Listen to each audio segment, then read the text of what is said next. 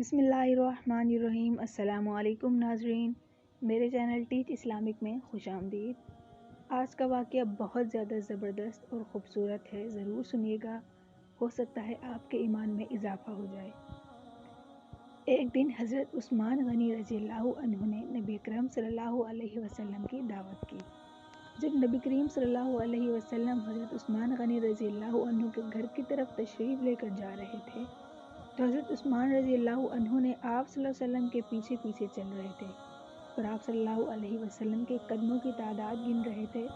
سرکار دو عالم صلی اللہ علیہ وسلم نے جب منہ موڑ کر یہ معاملہ دیکھا تو مسکرا کر پوچھا، اے عثمان رضی اللہ عنہ، کیا کر رہے ہو؟ حضرت عثمان رضی اللہ عنہ نے جواب دیا، یا رسول اللہ صلی اللہ علیہ وسلم، میں آپ صلی اللہ علیہ وسلم کے قدم گن رہا ہوں تاکہ میں اتنے غلام آزاد کروں۔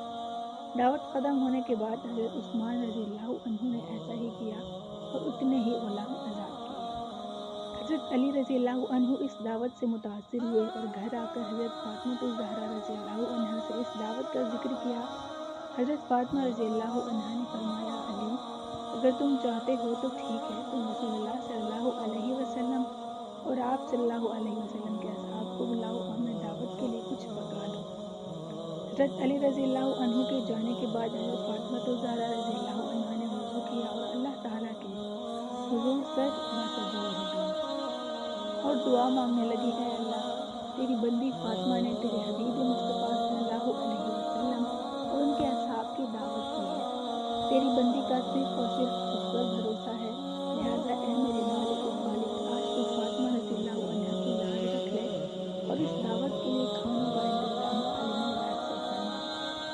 سیدہ فاطمہ رضی اللہ عنہا نے یہ دعا مانگ کے ہانڈیوں کو چولہوں پر رکھ دیا۔ اللہ کے فضل و کرم سے تمام ہانڈیاں رنگ برنگے کھانوں سے بھری پڑی تھیں۔ جب سرکار دو عالم صلی اللہ علیہ وسلم اپنے اصحاب سمیت تشریف لائے تو فاطمہ رضی اللہ عنہا نے ہانڈیوں سے ڈھکن اٹھا کر کھانا ڈالنا شروع کیا۔ جب صحابہ کرام رضی اللہ تعالی عنہ نے کھانا کھایا تو وہ حیران رہ گئے، کھانے کی خوشبو دیکھ کر کھانوں کی لذت ہی حیران کن تھی۔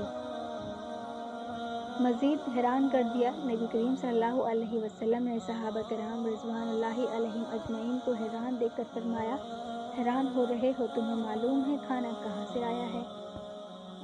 تمام صحابہ کرام رضوان اللہ اجمعین نے جواب دیا، اللہ اور اس کا رسول بہتر جانتے ہیں۔ سرکار دو عالم صلی اللہ علیہ وسلم نے فرمایا، حضرت فاطمہ نے یہ کھانا ہم لوگوں کے لیے جنت سے منگوا کر دعوت کی ہے، سبحان اللہ۔